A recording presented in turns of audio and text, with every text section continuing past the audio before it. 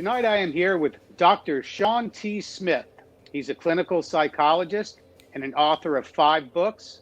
Shawn, how you doing tonight? Good. Thanks for having me on, Tony. Awesome. I'm glad you're here. Give everybody a background story on yourself. A background story. Well, I guess how did I become a psychologist? Yeah, I Is think that yeah? we'll start Well, there. okay. Well, I got interested in psychology when I was a kid, and I probably told the story a million times. My father owned a bar in this industrial area north of Denver called Commerce City when I was a kid. So from about 9 to 16, pretty formative years, that's where I spent my nights and weekends, and I got to see a lot of adult things going on around me that I didn't quite understand, and saw a lot of romance. I saw a lot of things falling apart. I saw conflict. I saw people smooching in the corner. I mean, I got to really see things that most kids don't get to see, and it got me interested in how relationships work and how people work. And so, all these years later, here I am. Okay, cool. Now, your books, what was the first book that you wrote? First book I wrote was called Surviving Aggressive People. And this was I finished this up right before I went back to graduate school, because I went to graduate school kind of late because it took me a while to round up the money and so forth to get there. But that was a book about de-escalation. And that was also one of the passions that I picked up from my father's bar, because my father was very skilled at calming people down. And you wouldn't know what to look at him because he's kind of a big, brash, huge personality, big alpha type, but he was very psychologically adept, and he could really diffuse situations very carefully. And he got me interested in how to do that, because when I was a kid, I was bullied a little bit, like a lot of kids are, and I watched my father handling things, and I thought, well, I want to get good at that because I'm not very good at it right now, so I need to learn some skills. And so I learned from him, and then I went on and had some other experiences. I put myself in environments where I could learn from people and practice de-escalation, and that eventually turned into that book, Surviving Aggressive People. Okay, good. Now, in the bar world, wouldn't they call a guy like that a cooler? I think they would call him a cooler, because he I never heard that cools term, down but the yeah. situation. Yeah. I've not Yeah, I heard think that in the term, bar but yeah, world they that makes call it. sense. Yeah. Now, Yeah. let me ask you a question. I'm just curious, but would Tactical Guide to Women, would that be your most popular book?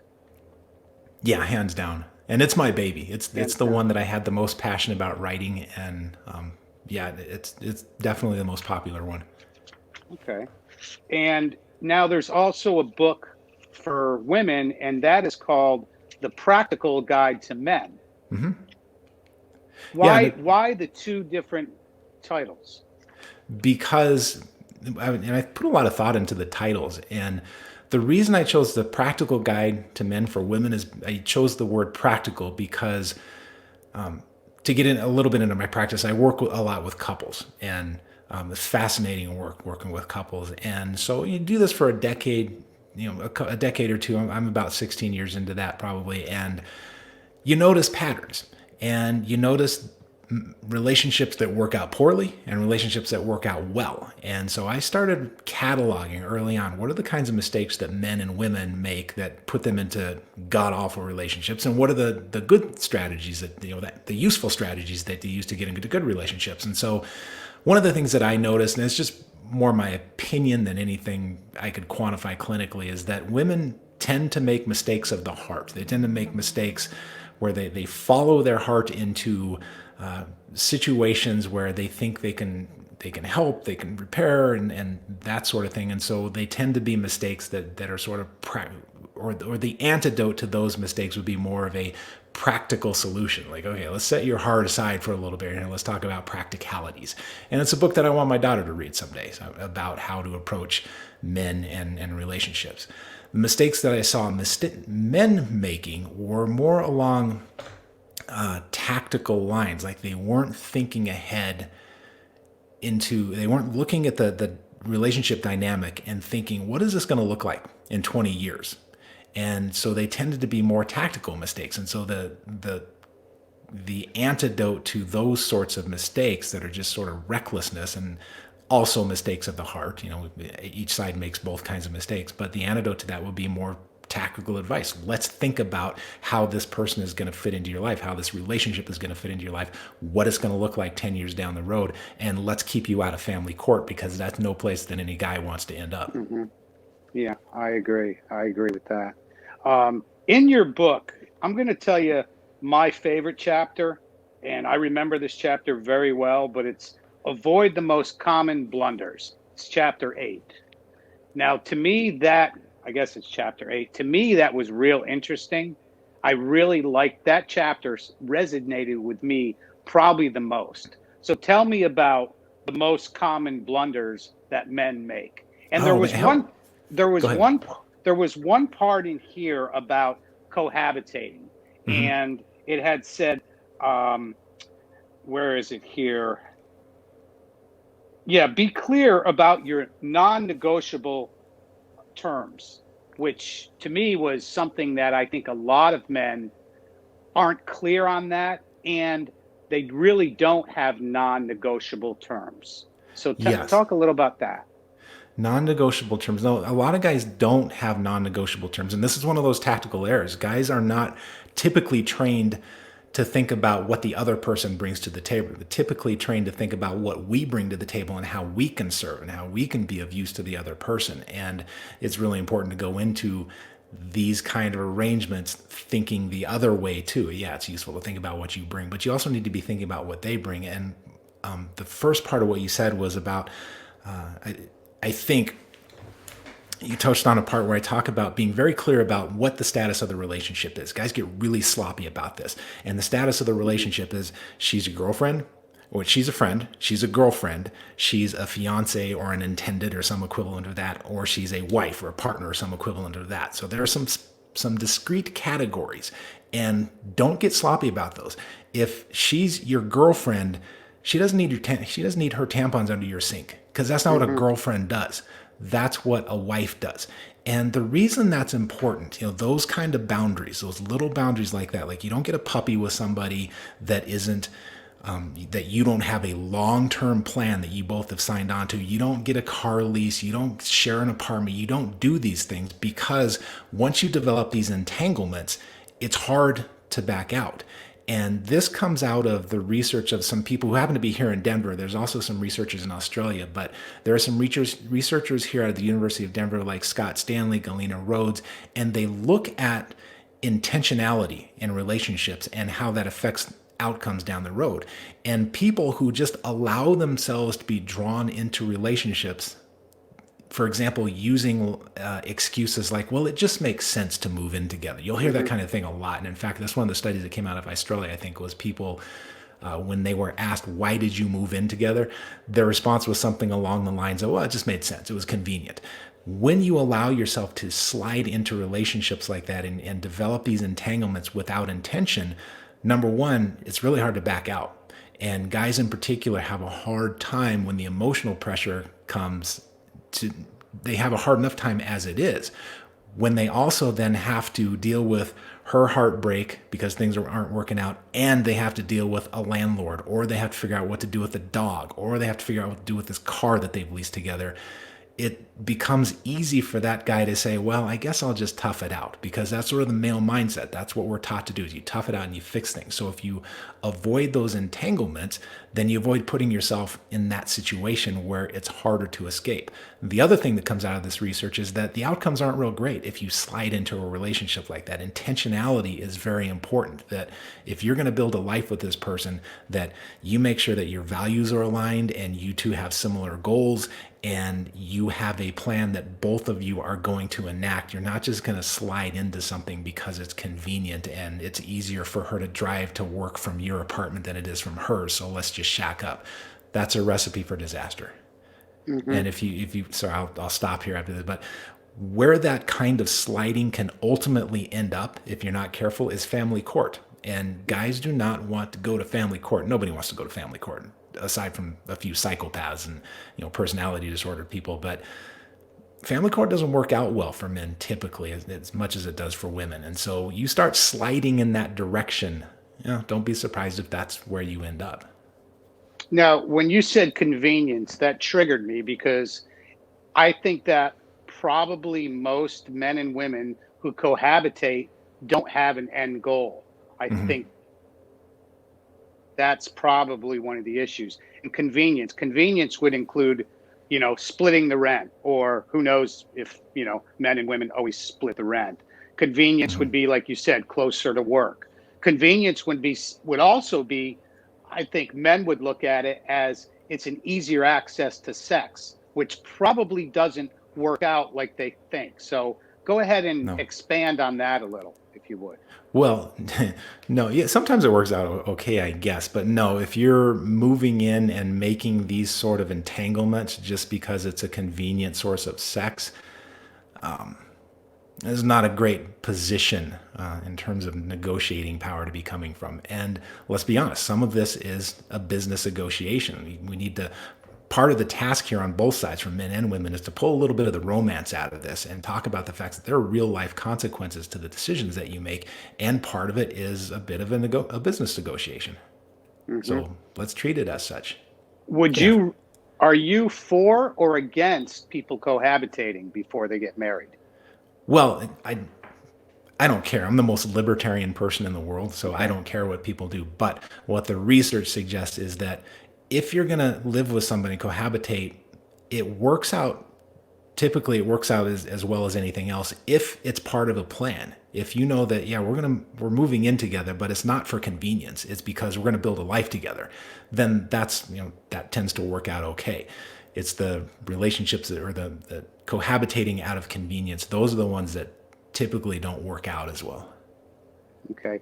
When you have your clients, do you typically have people that are just in a relationship or married couples? Which is more? It's more often married couples, and part of that I think is because when you're married, you're more invested in. And when I say married, that doesn't necessarily mean there's a marriage license. It may just mean that people have decided, hey, we're going to stick it out. So, married or partnered or whatever you want to call it. It tends to be that, because when you make that sort of commitment to somebody, then you're also committing to solving the problems as best you can that come up. So, yeah, I certainly see some boyfriend girlfriend type relationships, or not less than married, but different than married. But yeah, mostly the committed relationships. Have you ever told anybody it's over? Like, you guys need to just go away? I mean, it's just not going to work? No, I would never say that to somebody, because who am I to say, that it's not going to work? However, I will be very direct with people about the nature of the problem that they're solving, and that for this to work, you're probably going to have to do X, Y, and Z. Are you up for doing X, Y, and Z? And if the answer is no, then they've just answered the question. But it's not up to me to say, you two don't have any business together. Okay. I have my opinions, of course, but part of the job is I keep my opinions to myself. Okay. So the reason I asked you that is because I've asked a few of the dating coaches that I've talked with in the recent past here, and some have said definitely, yeah, but I think what I'm getting from you is in a more, I don't like using the word professional, but you're more clinical, and you've spent a lot of time and a lot of schooling. So I think your answer would be different. Well, and I'm also dealing with people who are trying to solve problems, and they've already built something together. And I'm not going to say to them, boy, you two sure screwed up putting this together. What the hell were you thinking? That's not my place to say that. Okay. But, all right. I work with a lot of guys. I have a coaching arm in my practice, and a lot of guys that come to me are trying to sort out if such and such person is a good fit for them. And so we'll delve into their background a little bit, and this other person's background. And the other person I'm not so concerned about. Whatever person they're worried about, whether or not they fit, that's not really my concern. If you're my client, we're going to talk about you. And so we'll talk about the decisions that you've made in the past, how you came to them, what your patterns are, what the patterns you grew up around. And then is there something about this person that might not work well with your patterns? And if so, you're going to change your patterns, or maybe you move on. Because when you're trying to make that decision at the beginning of the relationship, that's a pretty good time to be thinking about, this might not be right. When you're 10 years into marriage, that's not the greatest time to be thinking this isn't right. Yeah. No, I agree with you there. I'm going to ask you a direct question. A friend of mine recently was blindsided. Now, what happened was, and this is recent, when I say recent, within the past probably 3 months, and he's expedited his divorce rather quickly. He found out his wife was cheating on him. Okay, and he's a wealthy guy. You know, he's in the medical profession. He's a wealthy guy, and what do you say to a guy like that? I mean, he's reached out to me. We've had a couple 3-4 hour discussions, and but what do you say to a guy like that now that is divorced, just lost $1.5 million in a, we'll just say, the most beautiful, newest electric car. I'm not going to say the brand, but I mean, this is what he was hit with. He expedited it quick because he just didn't want to drag it on. But he was totally blindsided and was cheated on. What Yeah. do you say to a guy like that that's coming out now back into the dating world? Well, that first of all, that really sucks to get blindsided and have to drop $1.5 million. Man, that's a raw deal. So, without knowing any more about this person, I would guess that one of the primary tasks is to not be, I hate this word traumatized, but to not be traumatized by that. And so let's operationalize that word. I don't like that word because it's so overused and it sounds so squishy. So to not let that experience blind you to the point where you're just going to recreate it again. And this is a very common relationship pattern, is that people will come out of a marriage and they don't do the work of the really crappy work of figuring out how they ended up in that marriage, what they did to end up in that situation. And that's a really rotten question to have to look at after a situation like that where you got blindsided and you had to and you had to pony up. That's ridiculous. But still, as unfair as it is, if you're going to get back out there, you've got to do a little bit of soul searching about how it is that you ended up there. Mm-hmm. Yeah. Now, we had a talk not this past Sunday, but it'd be a week ago Sunday. In fact, it was my turn to pick up the tab, and when the tab came, he decided he was going to pick up the tab because he said, "I think you saved me another $1 million." Now, he had gone on some dating sites, and one of the sites he went on was like a millionaire matchmaker website that one of his friends told him to go on. And I told him to get off that right now. You are no longer a doctor. You are now a registered nurse, an RN. As far as anybody's concerned, when you meet someone, you're an RN. That was my advice to him about that situation. What would your advice be to him? I would be really curious about why the millionaire dating website. What's going on there? Why that particular choice? He's clear. I would imagine he's bringing something else to the table other than his money, but he's saying all I bring to the table is my money. That's the message to the world. Mm-hmm. Yeah. That's exactly what I talked to him about. It's like, you can't be on there. You know, I understand that women like status. I mean, these are one of the things, but I even said, don't even bring a woman to your house. I mean, his house is beautiful. Don't drive to the date in a Tesla. You know, I mean, I give him the best advice I could from everything that I've collected over the years. But I do see an awful struggle in his, when you're talking to somebody like that, you can just see their struggle. And I think he wants to get right back in the dating scene. So do you think that's a good idea? I I think insight would be really useful for him, and Hmm. because I'm really curious about this decision to go on that particular website and what's going on his end. I have no idea. I just think it's an interesting question, that Hmm. motivation, rather than taking any number of other approaches. And so I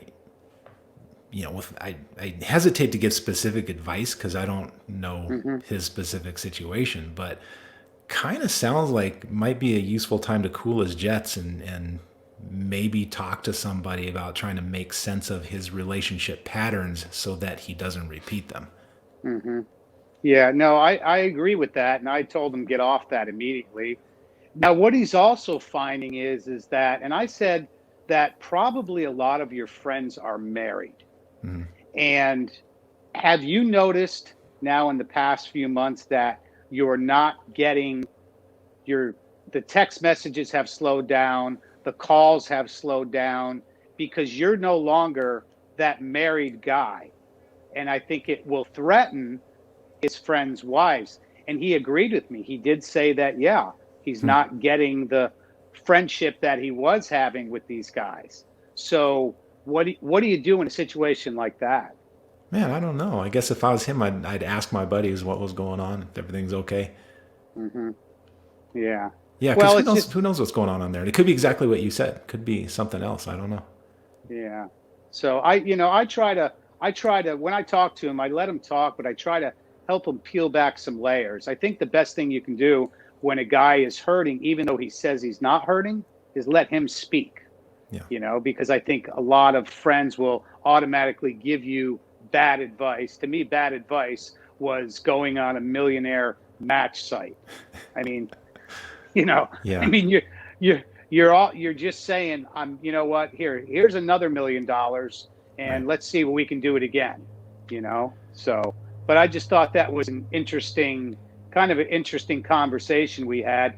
And this was just recent that he told me, but I told him to just get off that. So, Yeah. but There's this phrase that I heard when I was in graduate school called flight into health. And it refers to the idea, if I'm getting it right, there might be a slightly different definition of this, but that a person will respond to being put through the ringer like that by pretending that everything's just fine. And so they'll jump back in as if nothing ever happened and everything's just cool and everything's just fine.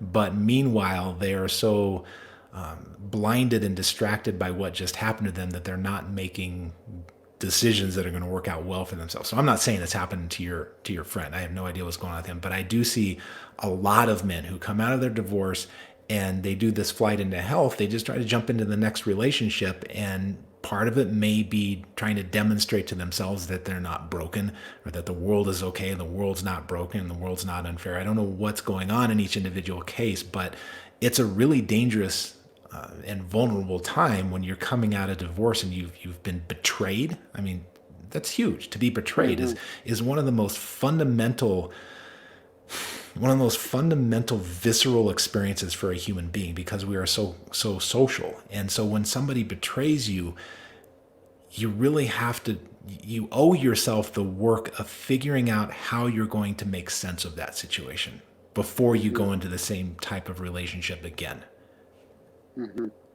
Now, do you find when somebody is betrayed, they blame themselves? Because that's what I see a lot. In other words, what did I do wrong? It wasn't the person that cheated on me. Right. It was, did I do something wrong to make them cheat? Yeah. How do you talk to a guy like that? And that's a useful question up to a point. You have to ask the question, how did I end up in this situation? What did I miss? Did I miss some warning signs? And sometimes the answer is no, you didn't miss anything. This is just a bad seed or a bad situation. It was beyond your control. Usually that's not the case. Usually there's some little thing, something you overlooked, and it doesn't make you a bad person, but it's a really difficult thing to look at. And it's really important to know it doesn't make you a morally bad person, that you missed something and that you may bear some responsibility for bringing this relationship into your life. But it is a difficult question to sit with. And it's a difficult question not to go too far with. And there's a sweet spot in there where you can look at your role in something, but not be consumed with how badly you screwed up, or whatever thought it is that you have, or that you're a complete idiot, or that you have no social skills, or that everything's hopeless. It's difficult. It's a line to walk where you're looking at the question, but not falling over the edge with it. Now, in the Manosphere, there's a phrase, and it's complacency breeds contempt. Do you agree with that? So help me out with that. That refers to relationships where a man gets too comfortable and the woman becomes contemptuous of him. And so help me operationalize that a little bit. So what does a guy act like when he's too comfortable? He's not trying anymore. He's not taking care of himself, or what? Yeah, he's not dressing. He comes home. He wears his his pajama pants. He's farting in front of her. It's just that so comfortable that it makes it just makes you repellent to a woman. Mm-hmm. And I'm saying this from personal because, again, when I went through a breakup here, and of course, the first thing I did was blame the woman. And I, I had to take a step back and say, you know what? I also was responsible for this because I got complacent. I didn't do the things, I wasn't leading like I normally was in the first part of the relationship. In other words, I wasn't checking on her financial status. I wasn't doing the things that I think she expected me to do. So Mm-hmm. when I say complacency breeds contempt, that's kind of what I'm saying. Yeah, and I think it flows both ways. I think men get pretty fed up with women who let themselves go. And my wife and I made an Mm-hmm. agreement when we married that we weren't going to let ourselves go physically because that's important to us. Mm-hmm. But it goes both ways. But there's a particular burden for men. There's that burden of performance, and this has been well quantified by various people, but there's a social psychologist out of Florida, where you are, Roy Baumeister, and Okay. he has looked at societies across time and throughout cultures, and there's one common, well, there's very few, there's a lot of commonalities, but one commonality is that the men of any society are always expected to provide something. You're expected to bring more to the tribe than you consume. You need to perform. You need to get your ass out of bed every Mm-hmm. morning, go out, conquer the day, kill something, and bring it back. That's required. And it seems to be an evolved trait that women appreciate that in men. Men look for certain things in women. One of the things women look for in men is how well does he satisfy his burden of performance. And when you say to her, well, I give up, I'm just gonna sit here on the couch and scratch myself, and you can look at it, and I'm not gonna improve. Well, what woman wouldn't be turned off by that? Mm-hmm. Gotcha. Yeah. So that's I kind mean, of what what do I you? mean. I mean, there's so many phrases in the manosphere that, resonate with me. And when you Mm-hmm, break them down and actually look into them, I think it's real interesting. Now, you said you mm-hmm. also do would you say a coaching arm or whatever in your Yeah, business for men? Okay. I have the clinical side of my practice where I can deal with, within Colorado where I'm licensed, I can deal with clinical issues like anxiety disorders and so forth. But then there's the coaching side where if guys are trying to sort out questions about their relationship patterns and they're trying to reach a certain goal in relationships, then we can sort of try to eliminate the obstacles between them and their goal. Hmm. When you talk to a 20-year-old and a 50-year-old, does that make a difference? Say a Yeah, guy's 20 yeah, years old and a guy's 50 years old. So what's the yeah. what's the difference? Well, you and I are both in our 50s, and Hmm. so we were chatting a little bit earlier before we went live about how things change a little bit when Yeah. you start calming down a little bit. You get a little less fiery about things, and you start seeing things from a little safer distance, I guess, or more of a distant vantage point. And so, I don't know how it is for you. You can tell me how it is, but when I look at a 20-year-old and I listen to a 20-year-old, I think of how I was when I was in my 20s and how naive I was about things. And Hmm. we're dummies when we're 20s. What do we know? We know nothing. We're idiots. And so, and I say that in the most affectionate way because I Hmm. was an idiot too. Yeah. And so there's certain things that young guys don't know that they will learn. You can learn it the hard way by going through it, or you can learn it the easy way by learning from other guys who've already been through it, so you don't have to reinvent the wheel. Do you find that a 20-year-old will adapt quicker than a 50-year-old? In what sense? And when you're coaching them, in other words, when you're telling them, like, you can do this to improve your situation, or do you see what I'm saying? Will they Mm-hmm. adapt quicker? Because when you're 50, 40, 50, 60, you're set in your ways, and it Mm-hmm. doesn't matter. You don't always take the advice. You might listen to it, but it doesn't mean you're going to follow Yeah, through on it. So, yeah. I'll give you two answers.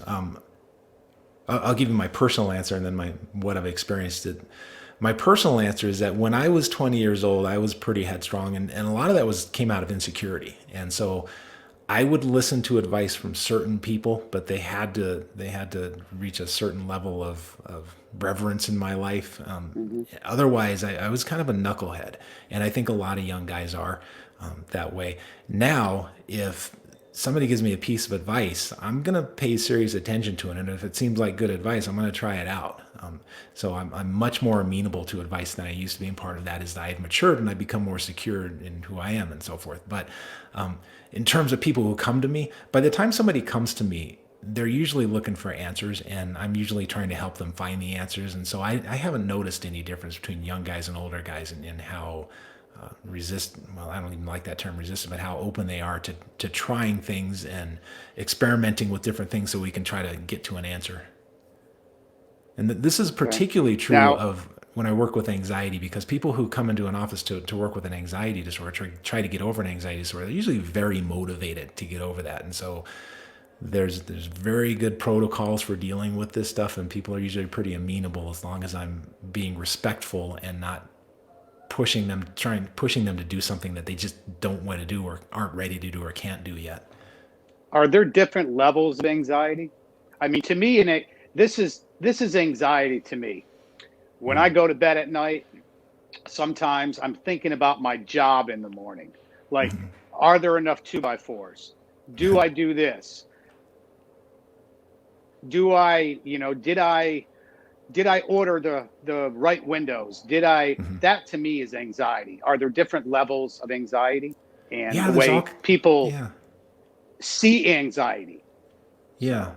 There's all different kinds. And the Diagnostic and Statistical Manual, the DSM-5, it has some pluses and minuses, and there's some things that I don't really like about it, and there's some things that a lot of people don't really like about it. But it has a pretty nice descriptive breakdown of the different anxiety disorders. And so you're kind of a ruminator. Your mind is always, sounds like, going off into the future and trying to figure out all the possibilities and permutations and things that could happen. Exactly. So you spend a lot of time in the future ruminating about that.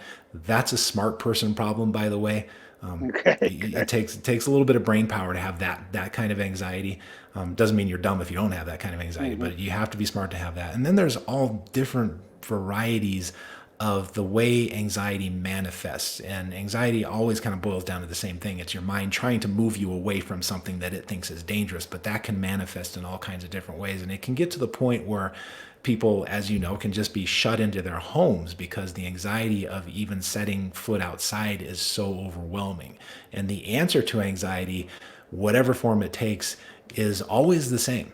It's whatever it is that you're afraid of. If that fear is getting in the way, or that anxiety is getting in the way of your living your life, we're going to tackle that thing. We're going to face it. If it's an elevator, we're going to ride an elevator. We're going to do it intelligently, and we're going to do it in a very methodical way, but you're getting on that elevator if you want to get past this anxiety. It's always the same answer.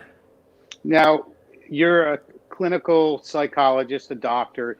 Do you prescribe? Because it seems like talk about a pandemic, but there's a pandemic of what are they called? Of antidepressants, Valium, Xanax, all those anxiety medications. Yeah. Do you recommend sometimes that people get on something like that? Rarely. There are times when it makes sense. There's, as bad as benzodiazepines are, and they're horrible. They're a horrible drug. They're grossly overprescribed. People get addicted to them, and then it can take years to get off of them, and it's just a miserable experience. But as bad as they are, sometimes there's a place for them. For example, one example would be you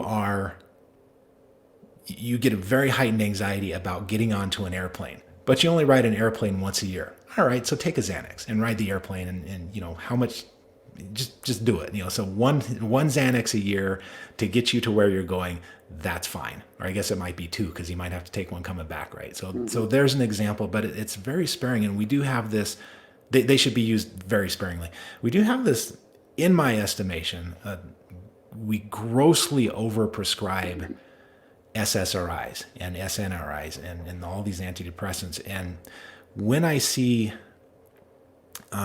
primary care physicians prescribing something like Effexor, Wellbutrin for an anxiety disorder, one of those is particularly not great for anxiety disorders. But when I see that, it's kind of disheartening to me. And I don't get mad at physicians because they get like 10 minutes of training on mental health. But the best response, and when I say best, the response with the best outcomes for almost any kind of anxiety disorder is behavioral treatment. It's not medication, and medication can be an adjunct to that as you're building skills. But we just prescribe this stuff to a ridiculous degree, and these drugs are not without serious trade-offs.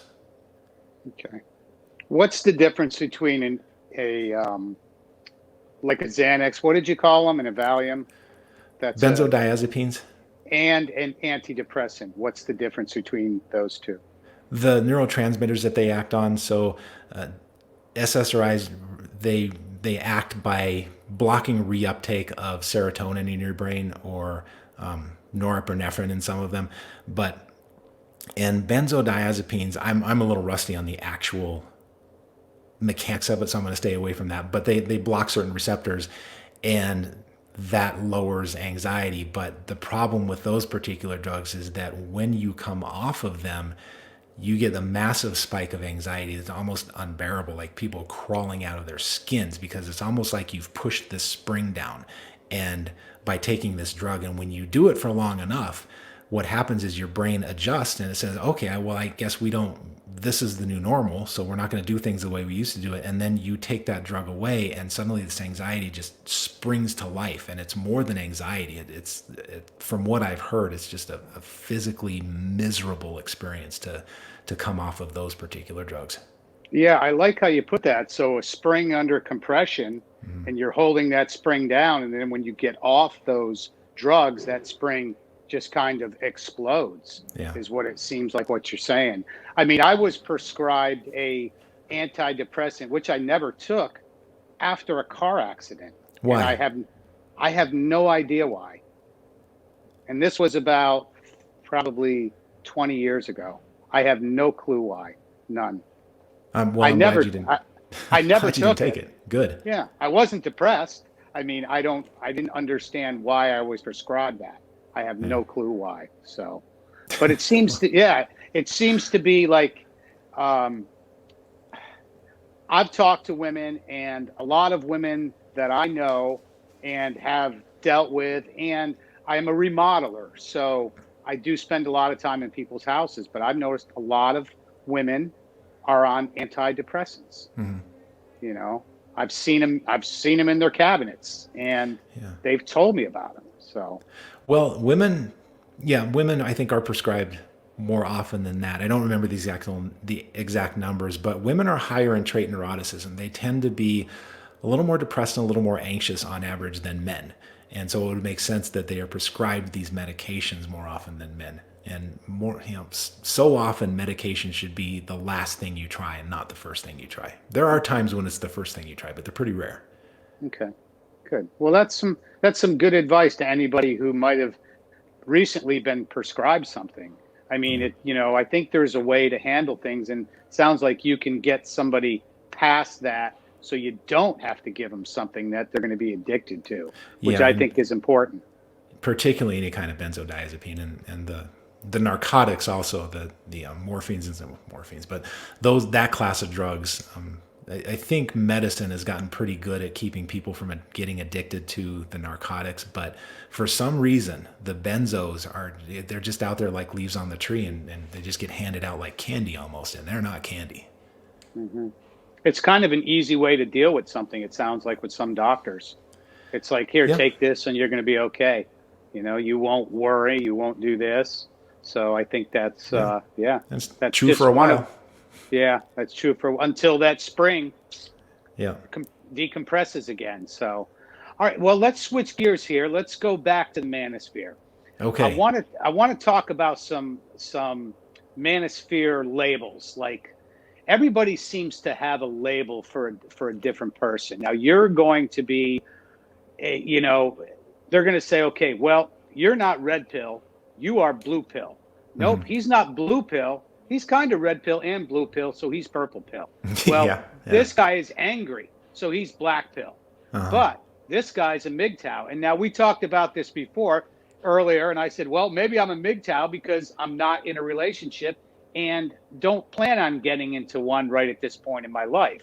So I guess I would be considered maybe a red pill or a purple pill MGTOW. So what do you think of all the labels? And maybe I would be called purple pill because I actually enjoy the company of women every now Uh-huh. and then. I Uh-huh. actually enjoy a conversation and cooking dinner and spending time. So maybe I am a purple pill MGTOW, which, but that to me, like I'll prescribe myself my label of the week. So what do you think of all these labels that are put on everybody?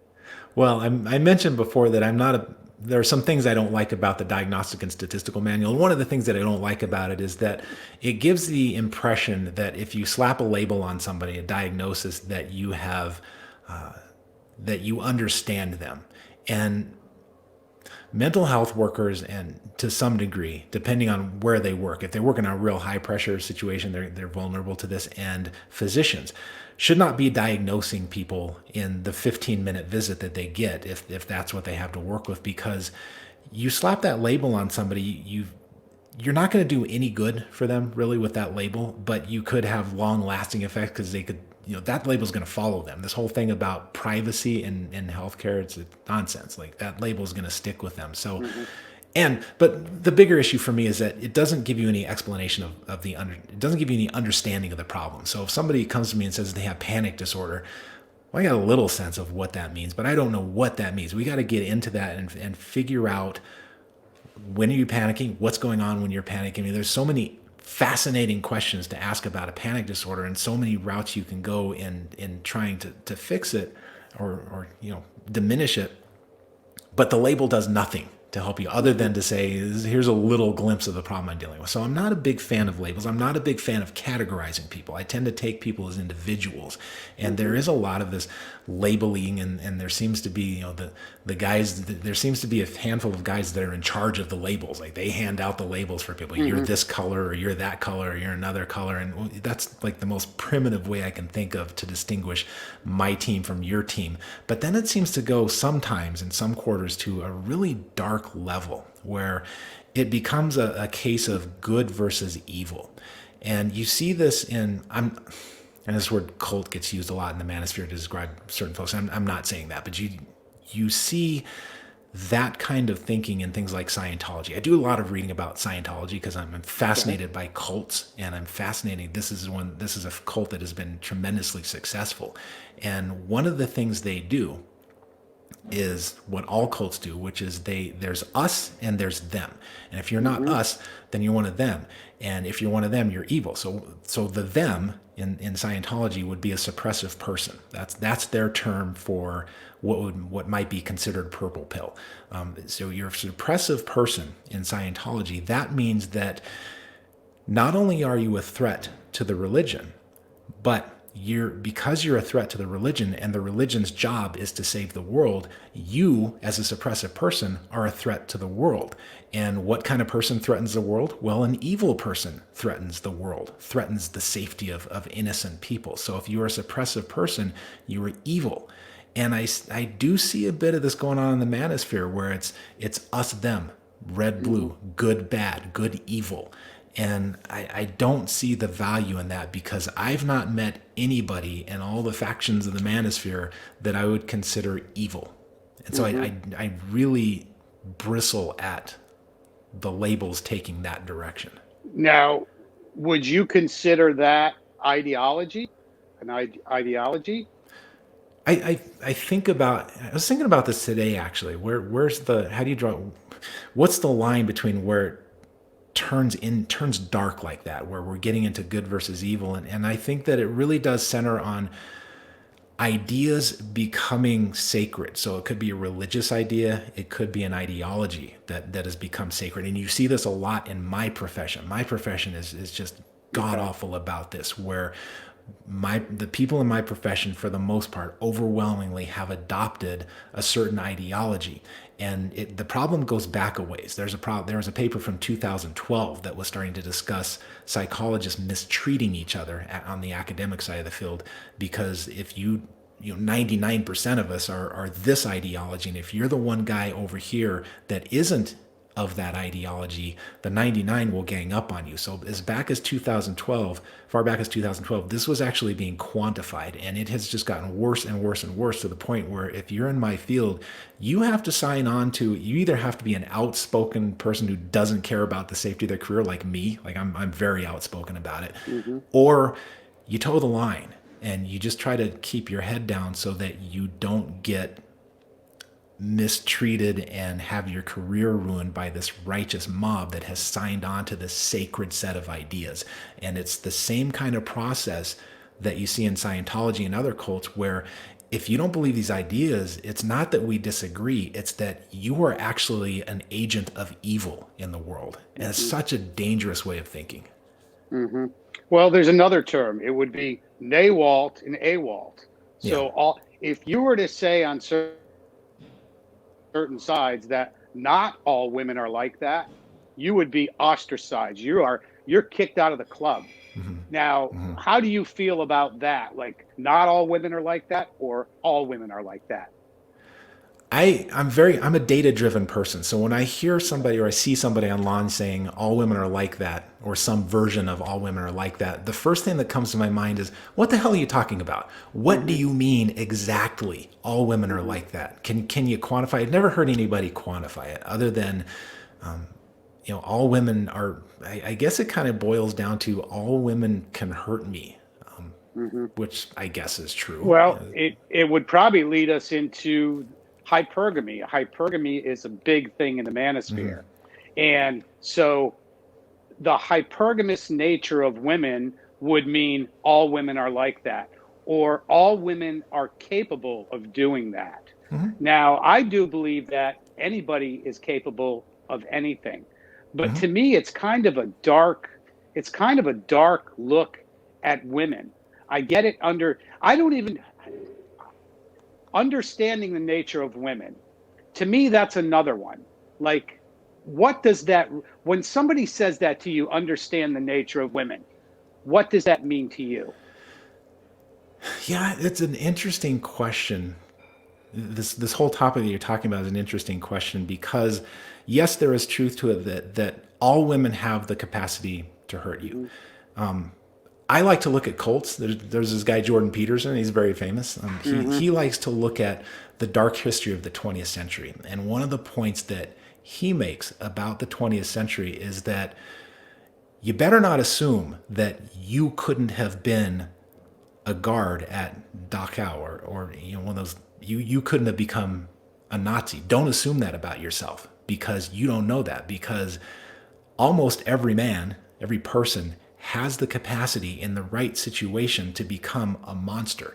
And if you're not willing to recognize that about yourself, you're actually a pretty dangerous person because you do have that capacity. So yes, and I agree with that. I think he's right about that because the people that found themselves working in prison camps, there was just suddenly some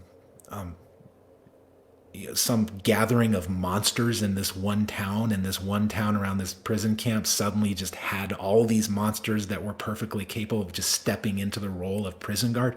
No, they're regular people that got drawn into that, and he lays it out pretty nicely how that happens. And so to the Manosphere's point that all women have the ability to hurt you, all women have the ability to act in uncivilized ways, of course they do. What is that supposed to be, some kind of insight? Of course they do. So you find the ones that don't value that kind of behavior.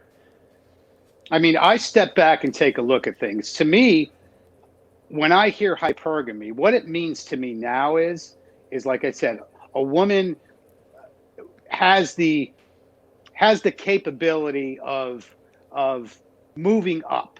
Okay. Not all women, I don't think, are hypergamous. I think they're capable of being hypergamous, but I also think that I would consider myself hypergamous because, of course, I would want the best mate for myself. But I think the definition of it means doesn't matter who you're with, they are always, when they find someone that's better than you, you're gone. Do you agree with that definition? I mean, that's kind of what I listen to different podcasts and because this is a huge word, and it's become very generic too. So do you agree with that, where you could be with your wife for 20 years and all of a sudden she's going to find that guy that's making $50,000 more than you. He's got his arms are 2 inches bigger than yours, and she's going to go right there. To Mm-hmm. me, that's the most popular definition of hypergamy. Yeah. Well, there's a couple So what do definitions you that I. think of that? I mean, So let's define terms. I don't find it to be a very useful concept just as in the work that I do, which doesn't mean it's not useful to guys. And I don't. I know there are a lot of guys out there that find this concept of hypergamy to be extremely useful because it helps them understand how things work. And I have no problem with that because I think there's some good lessons from this Manosphere definition of hypergamy. And I actually did a 42-minute video where I just droned on and on about hypergamy, and I looked into it very deeply. Like I really tried to wrap my head around this idea of hypergamy. So there's a couple definitions. One is a very old, boring definition that comes out of sociology, which is that women like to date up. Okay, that's so obvious that it's not very interesting. And then there's the Manosphere definition, or the red pill, whatever you want to call it, where it has become a crowdsourced, grand unified theory of female psychology. And I'm overstating that. It's okay. I'll back off that a little. It's a very complex theory that explains most of what women do. And to my experience, having really looked into it, it's just not a very useful concept. And one of the things that it forgets, to your point, it discounts some facts about female nature, which is that women tend to like security. Like healthy women like secure relationships, and for this hypergamy framework to be 100% accurate, women would have to not be security-seeking creatures. That's Robert Glover's phrasing. He says women are security-seeking creatures. So women, yes, they are hypergamous in the sense that they want to date up, and they are hypergamous in the sense that if you let your game fall apart, then she might find somebody more interesting. Yeah, okay, this doesn't seem like a tremendous insight to me, but for as hypergamous as they might be, healthy women don't want to go to family court. It's not a picnic, even though they do better in family court. They do better with alimony. They do better with custody. That's not where they want to go. They don't want to disrupt their families. They don't want to uproot their children. They don't want to be a disappointment to their families and say goodbye to their in-laws. Healthy women don't want that level of chaos in their life. And this theory of hypergamy that comes out of the red pill, it suggests that women crave chaos. And you have to discount a lot of human nature for that to be true. Okay. I also think that a lot of guys use that. I don't even like saying that word. A lot of guys, some guys will use that as a crutch. In other words, she left me because she was hypergamous. Because anytime I'm listening to, it doesn't matter who I listen to, but that word is just everywhere. It's everywhere. So I also think that other people have their different version of it. Again, I have my version of it. And I did watch your video that was probably, 6 months ago, where you broke it all down, which I thought was really interesting. But to me, it's not the end all be all. I just don't find it as the end all be all to a relationship gone bad, or is it going to be in the back of my mind now in any relationship that I get into? Of course it's going to be there. I understand it, but I don't want to use it as a crutch, and I think that's what some guys do, is use it as a crutch or an excuse. Well, yeah, and you have to be really careful about how you think. If you want to understand human beings, you got to be careful about how you approach problems. There was this. Do you know what a haruspex is? Have you heard that word, haruspex? No. It's a really arcane word. It was back in Rome, in ancient Rome, where these were priests that would read the entrails of animals. Okay. And so they would read the entrails of animals and they would predict the future. And supposedly Julius Caesar, before all of his buddies knifed him, haruspex said I don't even know if I'm saying that word right. Maybe someone correct me, but somebody warned him about this, that had read the entrails of a sacrificial chicken or a sacrificial lamb, right? And so Okay. that's what a haruspex is. So when I made that video, I get a lot of kickback from that video, and I get two kinds of responses. Nobody rebuts my arguments. Nobody's done that. I get two responses. Either somebody's telling me what color pill I am, pink Yeah, of pill or course. purple pill or Yeah. whatever, putting me on the purple team over there, or they give a response that's a little more thoughtful, which is, well, hypergamy fits with my experience. So, okay, so what does that mean that an explanation fits with your experience? And I don't doubt them, by the way. I'm not saying they're wrong, that this fits with their experience. But going back to Julius Caesar, he could look at his hair specs. I think I'm mangling that word, but he could look at his hair specs. Let's pretend that I'm saying that correctly. And he could say, if he was still alive, well, it fits with my experience that person read the guts of a chicken or the liver of a lamb and accurately predicted my future. So it's 100% correct that fits with his experience. Doesn't mean that explains his experience. So when guys come at me and they say, well, this fits with my experience, my response, first of all, is nothing. I'm not going to argue with your experience. If that makes sense for you, then cool. I'm not going to try to tinker with what makes sense for you. It's not my job. And it's a really arrogant thing to do. But in my mind, I'm thinking, just because it fits with your experience doesn't mean it explains your experience. And this is like logic 101. And men can be very logical until the emotions take over. And suddenly logic gets a little fuzzy. Yeah. It's hard to hang on to logic. As men, we're really not supposed to be emotional. I think as men, if we Yeah, can, you're right. if we can control our emotions, I mean, we really shouldn't be angry. And that's why, like myself also, I'm not angry at anybody in the manosphere. I don't get angry if I disagree with somebody. I do try to look at the end goal. I look at everybody in this whole group of guys, whether this team doesn't like this team, or the MGTOWs don't like the red pillars, and the incels, and the guys who like dating stuffed dolls, you know what I mean? But I also look at it this way. If you get some value out of it, and you can take a step back and look at the whole picture, and I think hopefully the end goal is to help men. And to me, that's the most important thing, is helping men in this world we're in.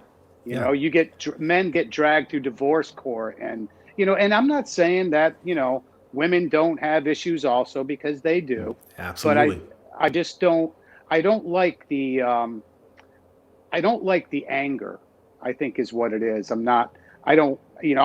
Everybody's had their anger moments, but I don't like the anger. And to me, anger is a feminine trait. The emotions, and this is me, you can tell me I'm right or wrong, but these deep emotions are more feminine. I expect a woman to react like that, not a man. As a man, I think we should take a step back, look at a situation, and then deal with it. Not just, there are times when you have to react, of course, whether it's a violent situation or protecting one of your loved ones. But I don't think emotions are these hardcore emotions are more feminine to me. What do you think about that? I think that, responding in an emotional way it's not the way I want to move through the world as a man. I'll put it that way, because I think that's pretty accurate. But I think that part of that not responding in an emotional way is to try to see how things are functioning to people and try to get in other people's heads a little bit. So let's talk about the upside of this whole hypergamy theory that has been crowdsourced. The upside, you brought up complacency earlier, how dangerous that is. And so the lesson, I think the primary lesson of this red pill theory of hypergamy is don't be complacent. And that's a really good lesson. That's a lesson that my profession won't give to men, which is almost inhumane, that my profession will tell men, oh, you're just fine the way you are. All you need to do is get in touch with your love language, and all this stuff that sometimes is fine. But my profession, if we're going to help men understand how relationships turn out successfully, we need to start speaking about some hard truths, that no one in my profession other than a handful of us are willing to discuss. Mm-hmm. Okay. So, when you're coaching a guy, do you use, so you don't use any of these terms, but you do use your experience in the manosphere to kind of, does that, in other words, does your experience in the manosphere, does it help you with your coaching when you're coaching a Absolutely, man? because Okay. there's a lot of different sources of data, and the research that's out there, some of it is good data, some of it is crap data, like the formal research, the papers that get written. And so you have to get good at recognizing what you can depend on and what you can't depend on in the professional literature. But that's just one source of data. Growing up in a bar was a source of data for me. And the Mm-hmm. manosphere, guys have been so gracious about allowing me into this little corner of the internet, and I've learned so much from being there. So yeah, it's a huge source of data. So the fact that so many guys talk about hypergamy, I disagree with this whole theoretical framework. I don't think it's, well, I should say I disagree with large parts of it. I don't think it's the product of disciplined thinking. It's a product of a lot of emotional thinking and some disciplined thinking. But the fact that this is speaking to so many men, well, that's important, and that needs to be attended to. Even if I don't think the theory, even if it doesn't really turn my crank, I need to attend to the fact that this is working for a lot of guys. And so obviously there's something that is there, and it's maybe something that I'm not understanding yet. So to answer your Mm-hmm. question, yes. Okay, good, good. Yeah, because it's, again, we were talking about, labels and all these different phrases, but I think what happens is men can get caught up in phrases, terms, and not really look at themselves. Mm-hmm. Because, again, to me, another emotional response that's feminine is to start blaming everybody. In other Mm-hmm. words, it has nothing to do with me. I'm going to blame her, or I'm going to blame my buddy because I can't handle my own responsibility. And I think as a Yeah. man, we should own up to what we did and Yeah. learn by it. But I think or most guys don't, I don't even want to say most, some guys don't own up to the problem that they caused or the issue that they had. So, Yeah, and I would say more often than not, it's just that you don't know any better when you're making choices. And this is why young guys in particular, young guys in their teens and early 20s, shouldn't be making big decisions about relationships, because there's just way mm-hmm, too much on the line and that's the that's the time in life where you're pressured to make big decisions and the least, and that's kind of a setup. So I'm always mm-hmm. telling guys to pump the brakes Okay. on the big decisions. Okay. Can let's say somebody's not in Colorado, can they still consult with you, like through a Skype interview? Yeah, it depends Okay. on the issue. Yeah, if it's not something that shows up in the DSM or the ICD like an anxiety disorder, and it's more of we're trying to get to a goal, more coaching, then yeah, I can do some of that. Okay. And so how can everybody find you, whether it be your social media or, what's the best way to find you everywhere? Well, I have a website, DocSmith.co, and then I'm on Twitter at Iron Shrink, and that's my only social media, so you can find me there. Okay. Okay. Awesome. Well, it was really good talking with you, and I hope we can do this again because I think I could talk to you for hours. There's so many topics that, and again, you being part of the manosphere, I don't know if you were drawn into the manosphere, kind of like the mafia, but I think you're a very big part of it. I mean, I've seen two of your speeches, which I thought were incredible. One of the first books that I read was yours, and I'll tell everybody, any man should get this book, especially if you're looking at, or if you're in a relationship or getting into a relationship, or just get this book and read it. I think it's absolutely one of my, in fact, this book is probably the third copy, and the last time I lent it out, I actually got it back with a nice note. So, Well, um, thanks, Tony. That's really generous of yep, you. yep.